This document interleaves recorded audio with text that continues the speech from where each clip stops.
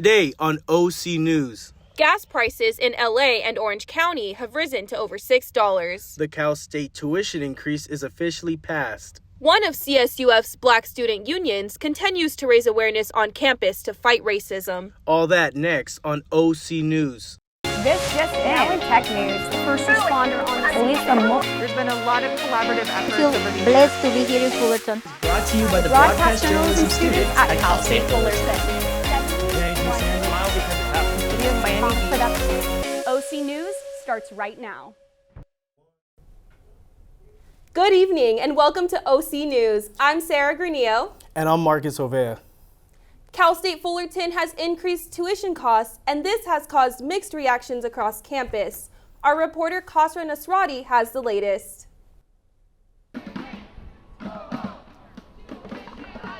We're tired, we're frustrated. We have students working 2 jobs and barely able to afford their basic needs, and they're being a full-time student. The CSU Board of Trustees voted on September 13th for a 6% increase, which would result in an additional $342 each semester, according to Daily Titan. Such increases can cause hardship and may affect what students will be able to buy and afford. I know for a fact a lot of us are going to struggle eating, just being able to get food in general.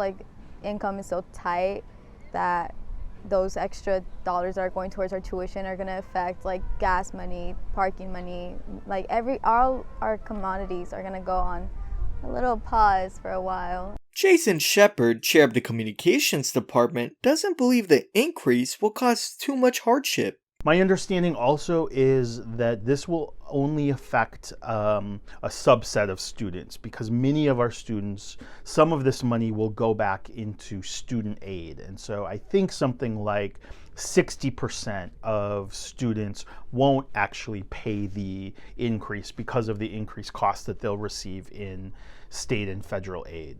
The tuition increase will go into effect during the 2024 academic school year. Kasra Nasrati, OC News. Gas prices are on a rise and continuing to climb into record highs. The average gallon of gasoline in Los Angeles and Orange counties has surpassed $6 for the first time since mid-October. The Orange County average price has grown 51 out of the 57 days, in total increasing by $1.21. The country's average price has increased 40 cents from just last week. The price hike has been attributed to supply cuts in Saudi Arabia and Russia, and a deadly flood in Libya, according to the Automotive Club of California.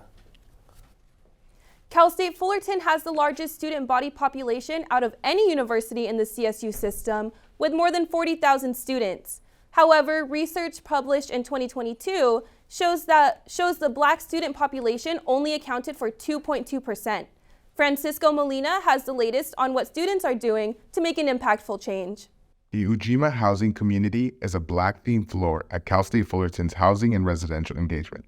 Ujima was established in 2019 when the university's Black Student Union held a town protest after a fraternity sent out a flyer with a watermark that contained a racial slur. They had enough.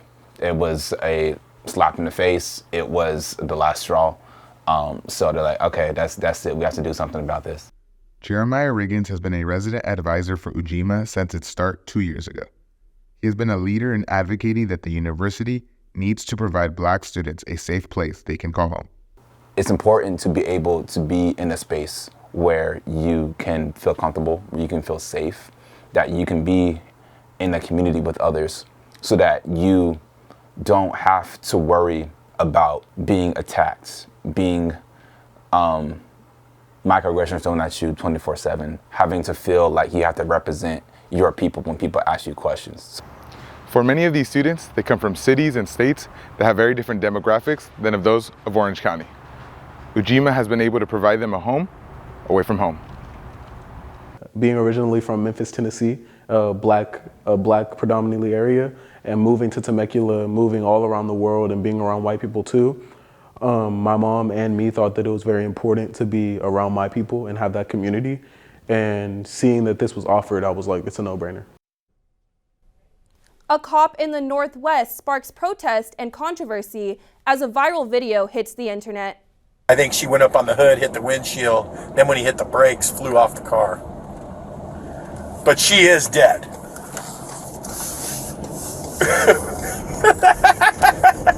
Yeah, $11,000. She was 26 anyway. She had limited value. That was Seattle Police Union Vice President Daniel Otterer talking to Union President Mike Solon. Otterer laughed after responding to the scene of a fatal accident where a fellow officer ran over a pedestrian. The body cam footage went viral after the Seattle Police Department released it on September 11th. The woman killed was John V. Kandula, a 23-year-old graduate student from India. Otterer responded, saying he was making a mockery of lawyers, laughing at the ridiculousness of how these incidents are litigated, and not acting with malice. The footage sparked rallies across the nation. 200 people gathered near the accident scene in Seattle. Kandula was going to school to support her mother in India and was on track to graduate this December. Northeastern University plans to award her master's degree to her family. Coming up next, Ukrainian leader Volodymyr Zelensky addresses the United Nations. CSUF students can now get their flu shots here on campus. All that and more next on OC News.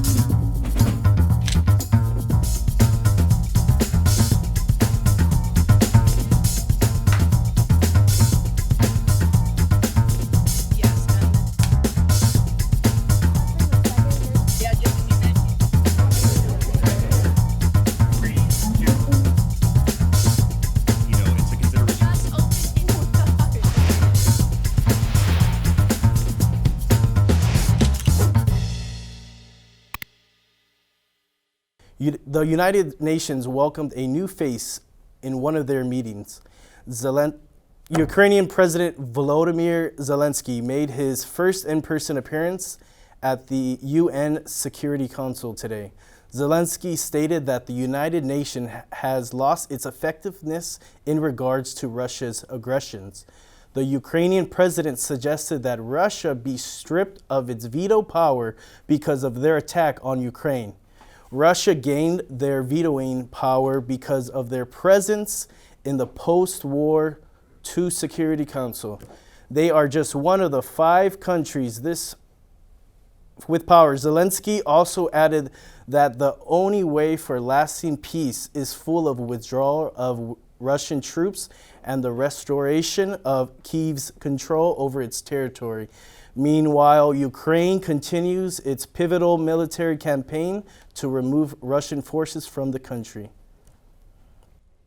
Every sports team has a leader. Some are vocal leaders and others lead by example.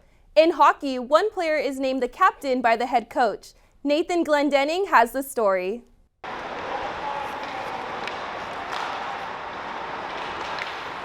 Wearing a C on your jersey is not only an honor, it is a responsibility. Again, setting an example, right? So if I want people to be working hard at practice, I got to be working hard at practice. I can't be, lollygagging out there after first Sunday skate. Will Fighter, a third-year player, was given that responsibility to be the captain of the Cal State Fullerton ice hockey team.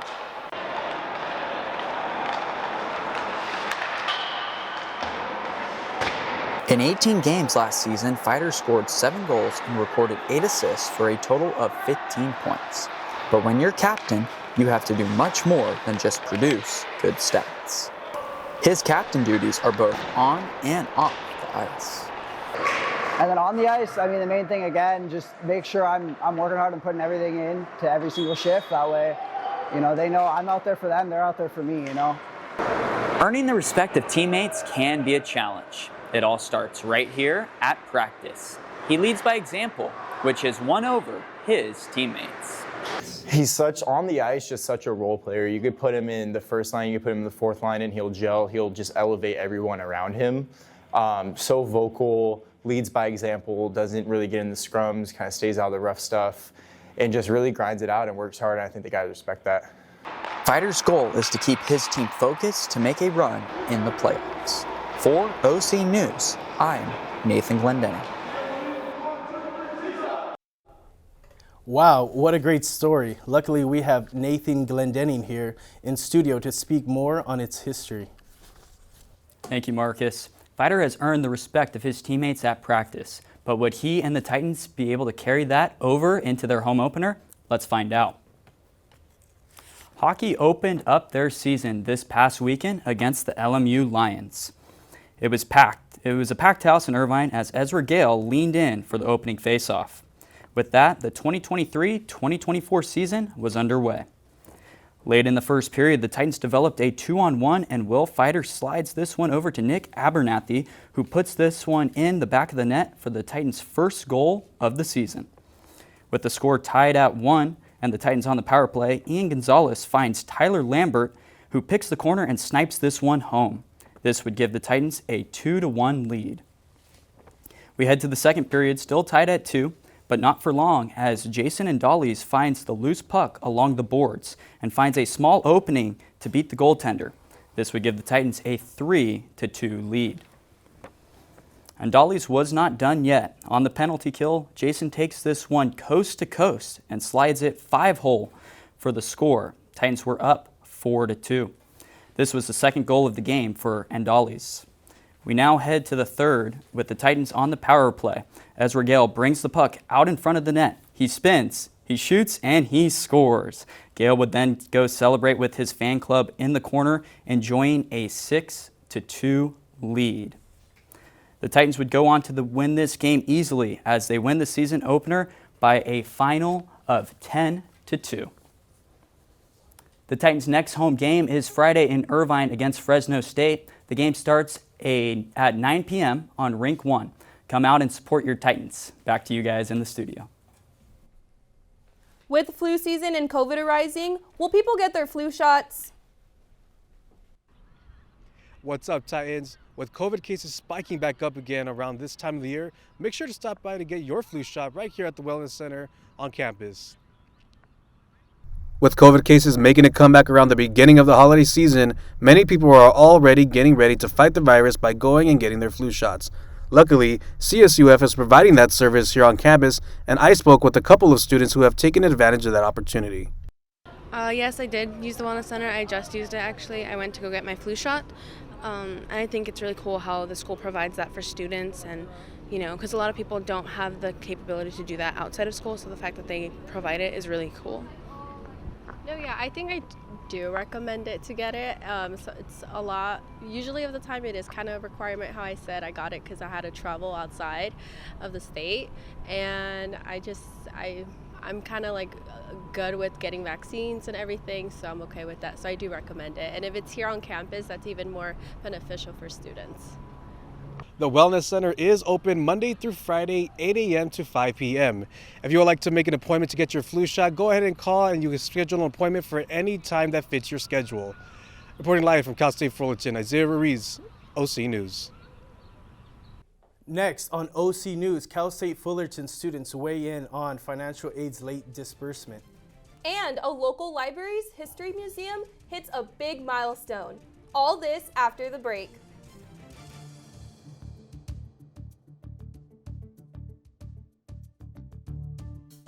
Observe a domesticated human family in their natural habitat, known to their species as the backyard. Hey, you think I should light it now? I think it's good. Yeah. Oh dear, someone is about to burn a pile of debris that's too tall, which can start a wildfire. Wait, could it be? Blimey, it is. It's Smokey. It's Smokey Bear. What a legend. Hey, it's Smokey. Sorry, it was too high. Right. Watch as he astutely ensures that there's no wind and how he removes some of the debris to create a smaller, safer burning pile. No, you said make it bigger, baby. The bigger, the better. Take note of our fearless furry friend here, humans. I appreciate it. Fist bump. Watching you. Smokey's done it again. Bye, Smokey. Only you can prevent wildfires. Welcome back to OC News. It's been an interesting week of weather here in Fullerton. Our reporter Adam Garcia is in the studio to tell us more. It's a lovely, crisp, sunny day here in Fullerton, with the weather currently at a nice 76 degrees, with the low at 63, with a brisk breeze that can blow your hat away with a nice 7 miles per hour wind. The humidity is at 51%, which has lowered since last week. The sun came out really early today at 6:38 in the morning for those early risers. And the sun will go down at 6:51, so if you want to go for a run, go now. Now here's our 5-day forecast. Now if you see here today, it was 77 degrees and partly cloudy, the cloudy for the remainder of the week with mild winds and nice weather to wear your comfy sweaters. Today the high will be 77 degrees and the low is 63. On Thursday, it will be partly cloudy with the high being 75 and the low 61. On Friday, it will be high being 74 and the low will be 60. For the start of the weekend, Saturday will be partly cloudy with the high at 79 and the low at 58, which is comfortable weather for those who will be partying late night. To finish off the week, Sunday, it will be a nice 79 degrees, which is the high and the low will be 59. And now for the update on the Hurricane Lee. Hurricane Lee brought strong winds that surged through parts of New England and Maine with the landfall that was from the post-tropical cyclone. The storm arrived with a wind speed of 70 miles per hour and the maximum wind speed reached to 75 miles per hour. Stay safe. That's all the news I have for you today. Back to you guys.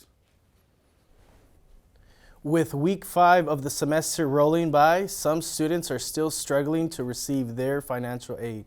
Miguel Castaneda has the latest. Students have been waiting in long lines for the last 2 weeks trying to find answers on their financial aid eligibility. This week, the focus is on when approved students can expect money to show into their accounts. Hold times are completely horrible, so it was a really big issue.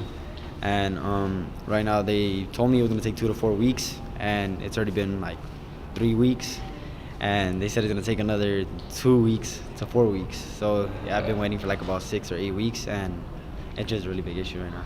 Baron is one of many students who have been struggling without the financial aid they expected at the beginning of the semester. He also says his expected aid has lowered thanks to him being one of the last students to receive any aid. But not all students feel this way. Some do not blame the Office of Financial Aid at all. I might say that there may be some students that maybe neglect or don't know how to manage or don't have accessibility to the announcements, or they just tune out when there's certain seasons like, you know, the holidays and so on. They just tune out of it. While some students wish for better communication from the office, other students feel they must put themselves in the best situation possible. Perhaps both can be true at the same time. For more information on your financial aid disbursement, visit the Office of Financial Aid website at www.fullerton.edu/financial aid. This is Miguel Castañeda, OC News. I hope you're hungry because people are celebrating one of the world's most famous foods today. September 20th is National Pepperoni Pizza Day. It's regarded as the most popular pizza topping created according to the National Day calendar. The topping was developed by Italian Americans by placing cured and sliced sausage on pizza and baking it. Celebrate today by having a slice of pizza at home or eating out at one of your favorite pizza spots. Opened in 1973, Fullerton's Public Library celebrates half a century of displaying the city's local history. OC News reporter Marissa Lavazari has more. Fullerton Public Library's local history room opened its doors to city officials and residents on Tuesday in celebration of its 50th birthday. I wanted to open the doors. I wanted to let people come in who don't get a chance to come in. I wanted to show people the kinds of things we have here and the kinds of information they can get. To Julia Munier, a Fullerton resident since 1966, this room offers community and answers to questions about her home's past. Having a room like this, helps me feel grounded and that I belong and that there's a history to where I live, not just mine. The public can come view the 1984 Olympic torch that ran through the streets of Fullerton and search through personal photos and city documents with one-on-one assistance from their local archivist, the most popular, city directories. You go to the alphabetical listing and it tells you, husband, wife, where they worked. If they have high school age students, they show up here, so you can put a little bio together of the entire house or of a business. From memorabilia to government documents, this time capsule contains records to Fullerton's past.